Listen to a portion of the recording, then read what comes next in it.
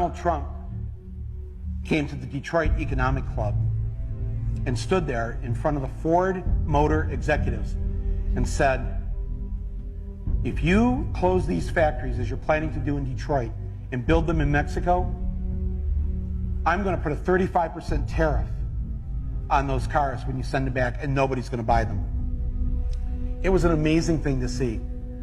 No politician, Republican or Democrat, had ever said anything like that to these executives. And it was music to the ears of people in Michigan and Ohio and Pennsylvania and Wisconsin, the Brexit states. You live here in Ohio, you know what I'm talking about.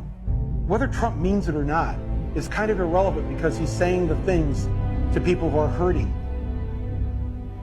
And it's why every beaten down, nameless, forgotten working stiff who used to be part of what was called the middle class loves Trump. He is the human Molotov cocktail that they've been waiting for. The human hand grenade that they can legally throw into the system that stole their lives from them. And on November 8th, Election Day, although they lost their jobs, although they've been foreclosed on by the bank, next came the divorce, and now the wife and kids are gone. The car's been repoed. They haven't had a real vacation in years. They're stuck with the shitty Obamacare bronze plan where you can't even get a fucking Percocet. They've essentially lost everything they had, except one thing. The one thing that doesn't cost them a cent and is guaranteed to them by the American Constitution: the right to vote. They might be penniless, they might be homeless, they might be fucked over and fucked up. It doesn't matter, because it's equalized on that day. A millionaire has the same number of votes as the person without a job. One. And there's more of the former middle class than there are in the millionaire class.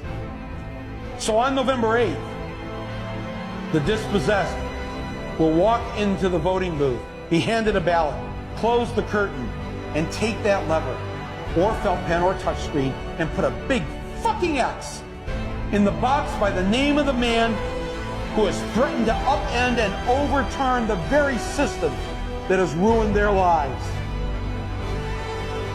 Donald J. Trump.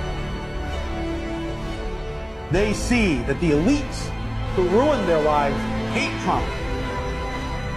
Corporate America hates Trump. Wall Street hates Trump. The career politicians hate Trump. The media hates Trump after they loved him and created him, and now hate him. Thank you, media.